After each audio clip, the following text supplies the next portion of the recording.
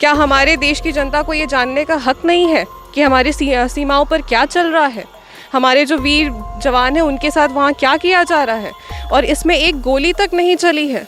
तो किस प्रकार से उनको वहाँ पे टॉर्चर किया गया होगा, उनका ये जो सैक्रिफाइस है वो ये देश कभी नहीं भूलेगा।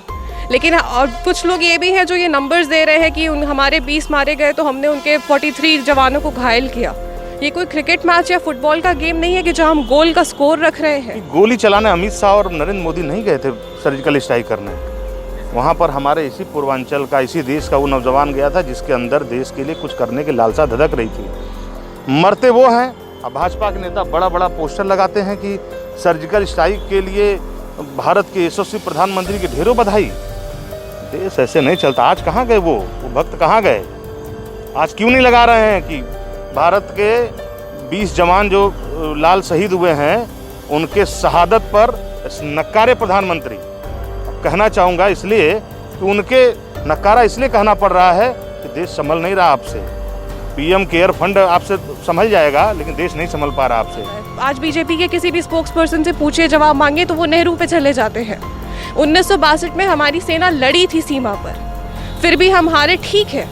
अब बार बार आप इस चीज़ को याद दिलाते तो आप सेना की जो शौर्यता है, सेना की जो शहादत है, आप उसको कम आंकते हैं 1962 को याद करा के। लेकिन प्रधानमंत्री की नीयत जो है वो इतनी खोटी है, इतनी गंदी है कि वो सब अपने देश की नीति, इतना विदेश नीति खराब कर दिए कि सारे तरफ मुझे दुश्मन पैदा कर लिए। और आपको विजेंद्र भाई एक चीज़ और याद दिला दूँ, यही मोदी जी चाइना को झूला नहीं झुलाए थे, गिफ्ट में ले जा कर के बांटे हैं। अपनी ज़मीनों पे, सरहदों पे 60-60 किलोमीटर बैठ गए घुस के और कहते हैं नेहरू जिम्मेदार है। अरे ये तो बताओ, कुछ सब तो नेहरू जिम्मेदार, तो आपकी जिम्मेदारी कब से तय होगी? आपकी भी तो जिम्मेदारी तय होनी चाहिए कि नहीं? ये मोदी जी जो है टोटली केवल हम लोग भारतवासियों को गुमराह करने का काम कर रहे हैं। ये देश को गर्द में लेके जा रहा है। आज सुबह की न्यूज़ है, पाकिस्तान ने फिर सीज फायर का उल्लंघन किया है। पाकिस्तान आपको अटैक कर रहा है एक साइड से, चाइना आपको अटैक कर रहा है, नेपाल आपको आंख दिखा रहा है। प्रेसिडेंट ट्रंप आपको कुछ दिन पहले बोलते हैं कि मैं मध्यस्थता के लिए तैयार हूँ। तो आज हमारे वर्ल्ड लीडर्स कहाँ हैं? लेकिन मैं प्रधानमंत्री से कहूँगा, दिल बड़ा रखिए। अभी भी मरने वाला आदमी उत्तर प्रदेश और बिहार का ही मिलता है, गुजरात का आदमी मिलता क्यों नहीं आज तक? हम तो इसी में परेशान हैं। अभी गुजरात के जवान शहीद क्यों नहीं होता? हम तो इसमें परेशान हैं। प्रधानमंत्री जी को सोचना चाहिए, मरने के लिए वही प्रदेश इनको मिलता है जिन्होंने इनको सत्ता के शीर्ष गलियारे तक पहुंचाया। लेकिन आज भी अगर रौंदने की बात आएगी तो प्रधानमंत्री सबसे ज्यादा उन्हीं दो प्रदेश के लोगों को रौंदना भी जानते हैं। LAC पे 45 साल में, पिछले 45 वर्षों में एक भी खून नहीं बहा था इंडियन सॉइल पे हमारा। आखिरकार ऐसा क्यों हुआ कि 45 वर्ष का रिकॉर्ड तोड़ दिया गया, वो भी आपके इन 7 साल के कार्यकाल में गया? आज नेपाल तक हमें आग दिखा रहा है, जो सबसे बड़ा हिंदू राष्ट्र माना जाता है ना, हमारा सबसे बड़ा दोस्त माना जाता है, हमारा छोटा भाई है। हम we are the big brothers of Nepal. So वो हमें आग दिखा रहा है, आखिर क्यों?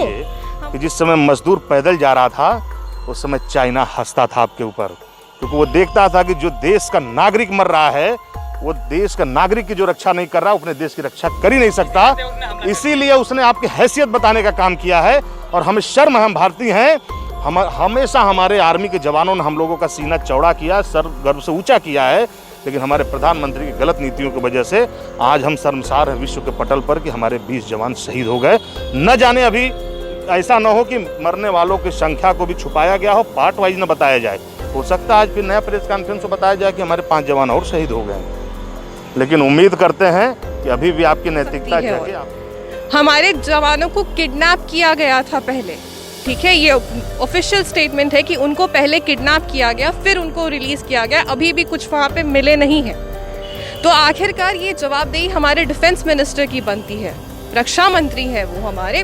राफेल की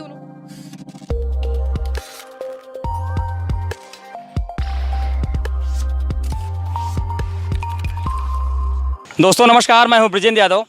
आज हम यंगिस्तान न्यूज़ के लिए उपलब्ध हूँ, लेकिन हम बात करेंगे भारत और पाकिस्तान, चाइना के बारे में।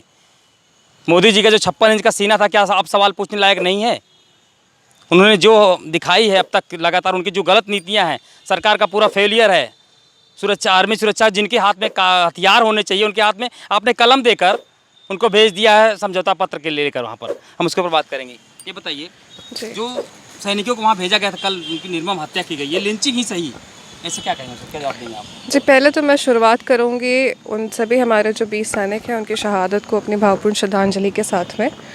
और जहाँ तक बात है जो सीमा पर ये जो चीज़ हुई LAC पर, ये घटना परसों की है।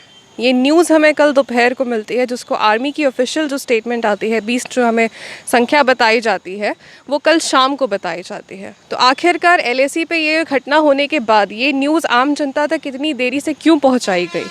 क्या हमारे देश की जनता को ये जानने का हक नहीं है कि हमारी सीमाओं पर क्या चल रहा है? हमारे जो वीर जवान हैं उनके साथ वहाँ क्या किया जा रहा है? और इसमें एक गोली तक नहीं चली है।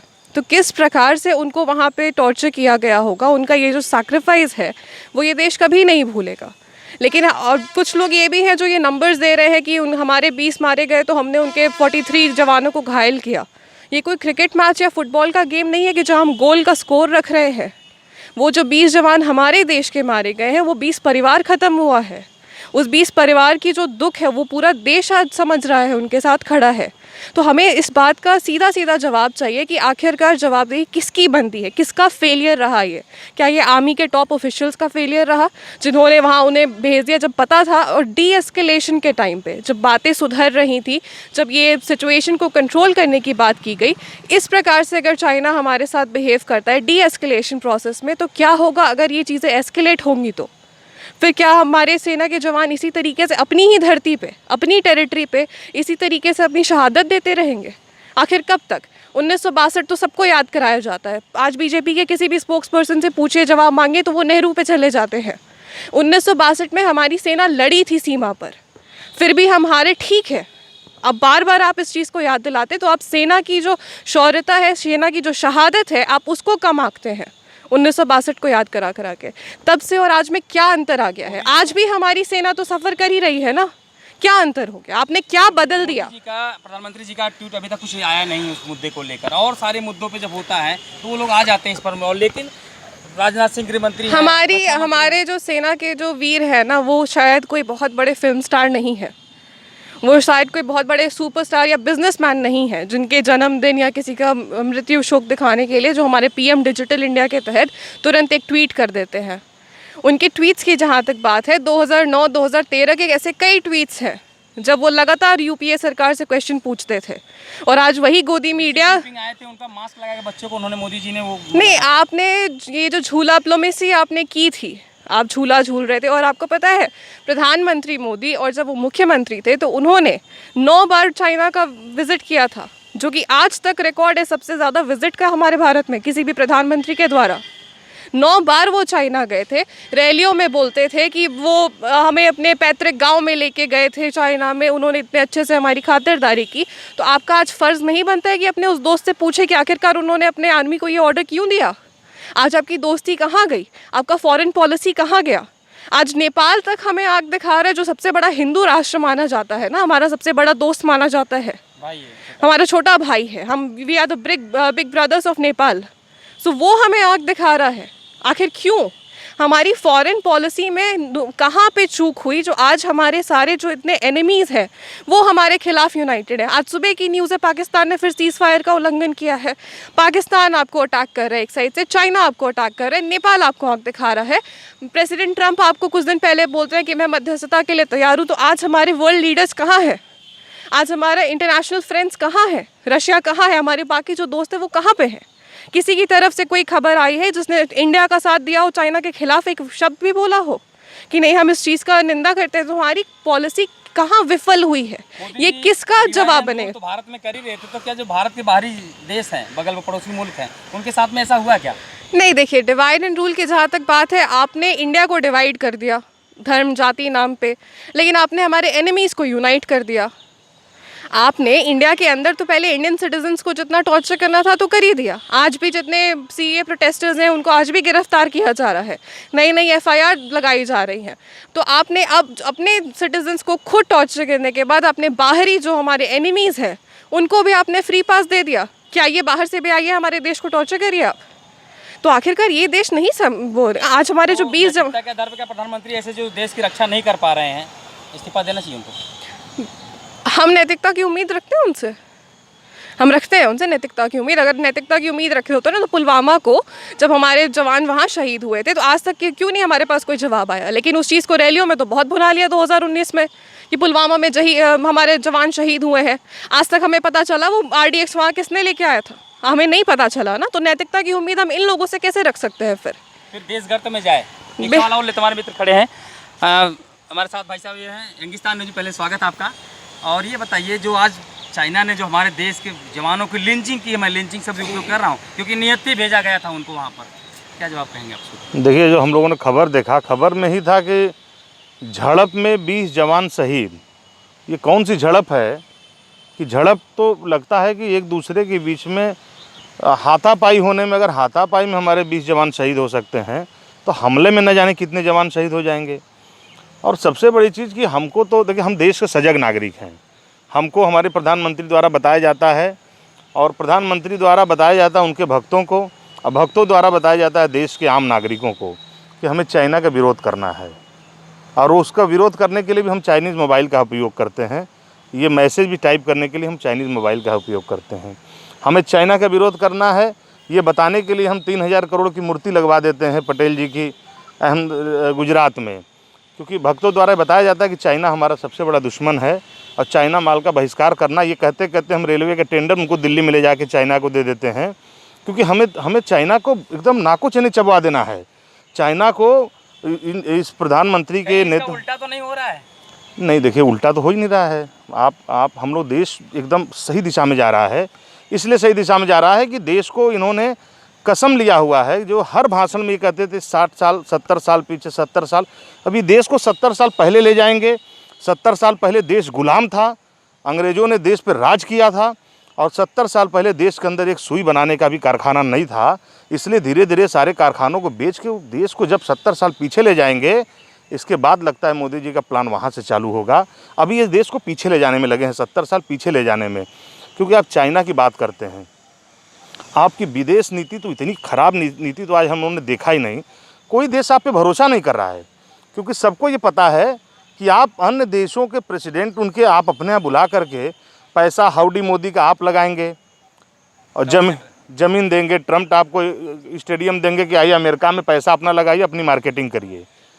गुजरात में आप उनको बुलाएंगे, पैसा अपना, माने भारत दोनों तरफ से एक प्रधानमंत्री की ब्रांडिंग करने में उनको वो वहाँ भी खर्च करेंगे और वो यहाँ भी खर्च करेंगे। मैं तो पूछना चाहता हूँ, 150 करोड़ 200 करोड़ खर्च करके ट्रम्प से मिला क्या भारत को? उन्होंने मदद करने की बात कही थी। ट्रम्प को आप साथ लाए तो ट्रम्प के जो दुश्मन देश हैं ऑटोमेटिक आपसे बैर रख लिए। ट्रम्प ने कोई फ़ायदा दिया नहीं आपको।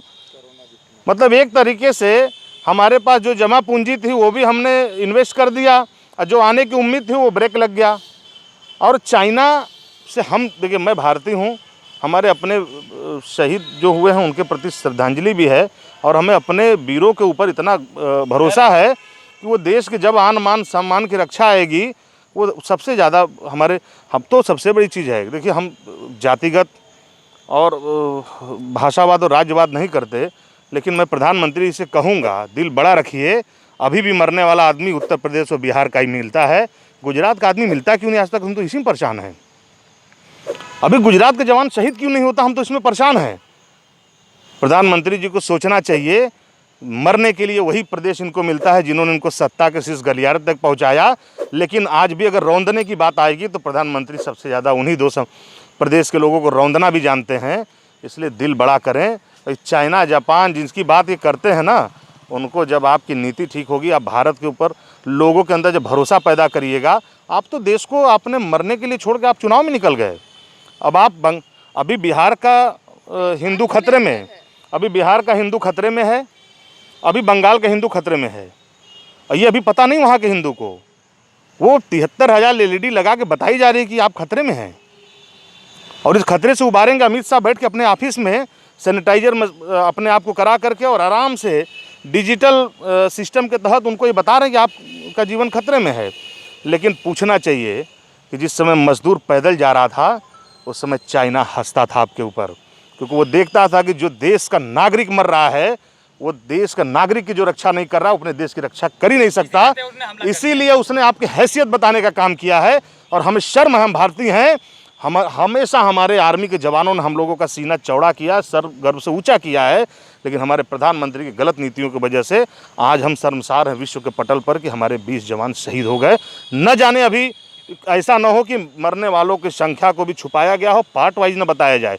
हो सकता है आज फिर नया प्रेस कॉन्फ्रेंस में बताया जाए कि हमारे 5 जवान और शहीद हो गए हैं, लेकिन उम्मीद करते हैं कि अभी भी आपकी नैतिकता जगे आप पर कि हमारे 20 जवान शहीद हो गए। न जाने अभी ऐसा न हो कि मरने वालों की संख्या को भी छुपाया गया हो, पार्ट वाइज न बताया जाए। हो सकता है आज फिर नया प्रेस कॉन्फ्रेंस में बताया जाए कि हमारे 5 जवान और शहीद हो गए हैं, लेकिन उम्मीद करते हैं कि अभी भी आपकी नैतिकता जगे, आपका आँख खुले और आप। मोदी जी तो न अर्थव्यवस्था बचा पाए, न देश के जवानों मजदूरों को बचा पाए, और आर्मी की जो रक्षा हमारे भारतीय जवान है जो बचाने वाली बात करते हैं। देखिए मोदी जी ने सुनिए, देखिए मोदी जी ने और उनके भक्तों ने, जो उनके भक्त उनके द्वारा प्रायोजित हैं, उन्होंने कर्नाटक में सरकार बचा ली, उन्होंने मध्य प्रदेश में सरकार बना ली। तो जब इतना काम उनको सत्ता से मतलब है साहब, उनको देश से मतलब नहीं है। हमारे साथ हैं कुछ ये लोग, ये भाई साहब बताइए, आप जिस तरह से जी देख रहे हैं पूरी भारत की घटनाक्रम, मोदी जी से लेकर अब तक, पिछले एनआरसी सीए से लेकर अब तक लगातार देश को, मतलब इनको सारे गरीब तबके को ही रगड़ना है, जी। कसम खा के बैठे हैं क्या ऐसा? ये मोदी जी जो है टोटली केवल हम लोग भारतवासियों को गुमराह करने का काम कर रहे हैं। ये देश को गर्द में लेके जा रहे हैं। इनको 56 इंच का ये सीना कहते हैं। भारतीय क्या कर सकते हैं उनके लिए, देश के लिए? हम इनका जो है टोटली विरोध करते हैं कि ये इस तरीके से जो नीति बना रहे हैं, जो इनका कार्यशैली है, ये देश के विरोध में है। और ये आम जनमानस हम सबको समझना पड़ेगा कि ये इनकी नीति ठीक नहीं है। ये टोटली अब यही अगर लॉकडाउन ये अगर अब पहले बाद में 15 दिन किए होते तो आज मजदूर घर पे होते हैं, आप रेल चला दिए होते। आज आप टोटल जितने मजदूर मरे हैं ये इसकी तो जिम्मेदारी आपको लेनी पड़ेगी माननीय प्रधानमंत्री जी। ये जो हमारे देश रक्षा मंत्री हमारे बगल के चंदौली जिले के राजनाथ सिंह जी हैं, जी जी, उनका बयान 2013 में आया था, उन्होंने कहा था कि मनमोहन सिंह को कोसा था। आज वो कहाँ है? ये हमारे रक्षा मंत्री जी के तो ये हालत है, जब हमारे 20 सैनिक आज परसों शहीद हुए हैं, तो ये माननीय मोदी जी के यहाँ जाते हैं मीटिंग करने के लिए। इनके पास इतनी क्षमता नहीं कि अपना निर्णय ले सके। बताइए वो ऐसा रक्षा मंत्री होने का क्या मतलब है जो निर्णय, इससे बढ़िया तो हमारे जो माननीय मुलायम सिंह जी हैं, समाजवादी लोग 56 इंच का सीना, उनसे तो कहते हैं कि 56 इंच का सीना समाजवादियों का है। जितने यूपी बिहार वाले सैनिकों का 56 इंच का सीना जो आज डटे हुए हैं, आज आपके नीतियाँ, गलत नीतियों के कारण ये सब मारे जा रहे हैं। अब दिखाइए 56 इंच का सीना कहाँ है आपका? मोदी जी, एक सवाल और लेंगे आपसे। संजय जी बताइए, आप किस तरह से देखें जो घटनाक्रम बीत रही पूरे देश के ऊपर? आज हम सिर्फ चाइना भारत की बात करेंगे और राजनीति इधर उधर की बात मत करिए। बता कारवां लूटा कैसे? एक भीलवाड़ा में रैली हो रही थी 2019 में, और मोदी जी ने कहा था कसम मैं इस माटी की खाता हूँ और देश को न मैं झुकने दूंगा न देश को मैं रुकने दूंगा। वो आज कहाँ चला गया? मोदी जी हैं कहाँ? उन्होंने कहा था कि लाल लाल आँख करके मनमोहन सिंह को बात करना चाहिए, उनकी लाल आँखें कहाँ चली गई? प्रधानमंत्री जी आप याद करो रेजांगला को, 1962 की लड़ाई में 125 सैनिकों ने 5000 चाइनीज़ों को मार के खदेड़ा था।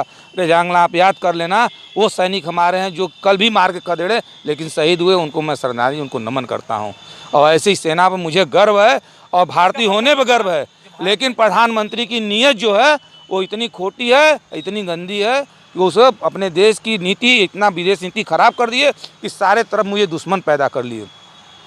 और आपको विजेंद्र भाई एक चीज़ और याद दिला दूं, यही मोदी जी चाइना को झूला नहीं झुलाए थे, गिफ्ट में ले जा कर के बांटे हैं।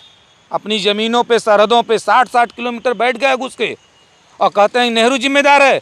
अरे ये तो बताओ, कुछ सब तो नेहरू जिम्मेदार, तो आपकी जिम्मेदारी कब से तय होगी? आपकी भी तो जिम्मेदारी तय होनी चाहिए कि नहीं? कोई गलत होगा तो नेहरू जिम्मेदार है, कांग्रेस जिम्मेदार है, तो भाजपा की जिम्मेदारी कब आएगी? आज चाइना के साथ जो हुआ, नेहरू जिम्मेदार। अरे तुम 7 साल से आप हो, आपकी जिम्मेदारी कब? और मेरे देश के जवानों को श्रद्धांजलि नमन, मेरे भारतीय सैनिकों को, पूरा देश साथ है उनके, जवानों के साथ हैं, अपने देश के सेना के साथ पूरा भारतवर्ष खड़ा है और हम लोग भी खड़े हैं। जो भी हम लोग से देश के सेना के साथ खड़े हैं, प्रधानमंत्री जी की नीतियों के साथ नहीं खड़े हैं। ये थे प्रधानमंत्री की। एक सवाल और लेते हैं। बताइए, आपने जिस तरह से बात कर रहे थे कि सरकार, जो मोदी की गलत नीतियाँ हैं, कई सारे जो देश हैं, जितने सारे देश घूम के आए मोदी जी, वो लोग की मित्रता कहाँ गई? नहीं, मैं कुछ बोलने से पहले आपको कुछ सुनाना चाहूँगी, ठीक है? आप बस सुन लीजिए 2 सेकंड। अपनी हरकतों को छोड़ नहीं रहा। चीन हम लगाएंगे। ये बताइए, ये मुद्दा जो ये मोदी जी हैं, ठीक है। एक रैली में उनकी ये तस्वीर है जब ये बोलते हैं कि चीन अपने उससे हरकतों से बाज नहीं आ रहा है, और यूपीए सरकार आर्मी तक पे उन्होंने क्वेश्चन उठाया है इस वीडियो में। हम आज इस देश की जो 130 करोड़ जनता है उसको अपनी आर्मी पे पूरा भरोसा है कि हमारे जो देश के वीर जवान हैं वो हमारे देश की सुरक्षा करेंगे, हर हालत में करेंगे। हमें उनके शौर्य, उनकी शहादत पे कोई भी डाउट नहीं है। We trust our army men and we'll stand behind them forever, whatever time may come. But the main question is, जो हमारी टॉप लीडरशिप बैठी हुई है, जो विपक्ष में रहकर हर मुद्दे पे सवाल उठाती थी, विपक्ष में रहकर हर चीज़ पे उनका क्वेश्चन होता था, आपत्ति होती थी, वो इतने बड़े राष्ट्र प्रेमी हुआ करते थे कि सवाल उठाना उनका नैतिक अधिकार था, आज भी है। लेकिन जब आज अगर कोई इंसान, इस देश का एक आम नागरिक भी अगर एक सवाल उठा ले कि आखिरकार हमारी सीमा पर हो क्या रहा है, तो आप उसको देशद्रोही करार कर देते हैं। जो सवाल, जो काम, जो देश के प्रधानमंत्री हैं, हमारे विदेश मंत्री हैं, उन लोगों को करना चाहिए, तो वो काम उन्होंने देश के जवानों के ऊपर छोड़कर भेज दिया है समझौता करने के लिए। आप लोग निहत्थे जाइए, क्या ये उचित था? अजीत डोभाल कहाँ है? आपने देखा उनको? कहीं दिखे हैं कि अजीत डोभाल कहाँ है इस पूरे सिनारियो में? वो तो भाई सबसे ज़्यादा स्मार्ट इंसान है ना, कुछ भी होता है सबसे पहले डोभाल सामने आते हैं। कश्मीर में जब 370 हटाया गया तो वहाँ जाके वो बिरयानी खा रहे थे कि सब कुछ ठीक है, देख लीजिए मैं एज अ लिविंग प्रूफ आया हूँ यहाँ पे। आज जब हमारे सेना, हमारी जो खुद की, हमारे इस धरती के जो वीर पुत्र हैं, जब उनकी शहादत हुई जा रही है वहाँ, और ऑफिशियल न्यूज़ ये कहा जाता है कि कैजुअलिटी बढ़ सकती है, और हमारे जवानों को किडनैप किया गया था पहले, ठीक है, ये ऑफिशियल स्टेटमेंट है कि उनको पहले किडनैप किया गया, फिर उनको रिलीज़ किया गया, अभी भी कुछ वहाँ पे मिले नहीं हैं। तो आखिरकार ये जवाबदेही हमारे डिफेंस मिनिस्टर की बनती है, रक्षा मंत्री हैं वो हमारे। राफेल की उन्होंने नज़र उतारी थी, आरती उतारी थी, अभी तक डिलीवर तो नहीं हुआ, या तो शायद इंतज़ार कर रहे हैं कि अगले साल तक राफेल आ जाएगा तो फिर वो चाइना को जवाब देंगे। आखिरकार इतना बड़ा टेंडर दिया था रिलायंस को, तो कुछ ना कुछ तो इंतज़ार करना पड़ेगा ना उनको, भले हमारे जो जवान हैं वहाँ पे शहीद होते रहे, लेकिन अभी तो चुनावी मुद्दा भी नहीं बना सकते इस चीज़ को। लेकिन उनको सोचना पड़ेगा, बिहार में इलेक्शन है, कुछ करिए मोदी जी। बिहार में जनता को आप बताएंगे ना कि कैसे आपने बचाया हिंदुस्तान को, जैसे आपने पुलवामा में आपने देश को बचा लिया था सर्जिकल स्ट्राइक करके, आपने किया था सर्जिकल स्ट्राइक, उसका श्रेय आपने लिया था। लेकिन अगर हमारे जो आर्मी मैन विफल होते हैं तो उसका सारा का सारा दोष हमारी आर्मी पे जाता है। सफलता आपकी, विफलता आर्मी की। आज देश आपसे सवाल पूछना चाहते हैं, क्योंकि आज देश की 130 करोड़ जनता आक्रोशित है, चाहे वो एक जवान हो, चाहे 20 हो, चाहे 50,000 हो। वो एक जवान की भी शहादत विफल नहीं होनी चाहिए, वो बेकार में नहीं जाने देंगे हम, वो होनी ही नहीं चाहिए। पहली बात तो LAC पे 45 साल में, पिछले 45 वर्षों में एक भी खून नहीं बहा था इंडियन सॉइल पे हमारा। आखिरकार ऐसा क्यों हुआ कि 45 वर्ष का रिकॉर्ड तोड़ दिया गया, वो भी आपके इन 7 साल के कार्यकाल में? आप 70 साल की याद दिलाते, 45 साल में जो चीज़ नहीं हुई वो आपने 7 साल में करके दिखा दिया, और वो भी एक नहीं, पहले आपने 3 का अंक दिया हमें कि 3 हमारे जवान शहीद हुए, 3 से बढ़ते बढ़ते शाम को 10 आ गया, 10 के बाद अब 20 आ गया, अभी थोड़ी देर में बोल देंगे नहीं 30 है।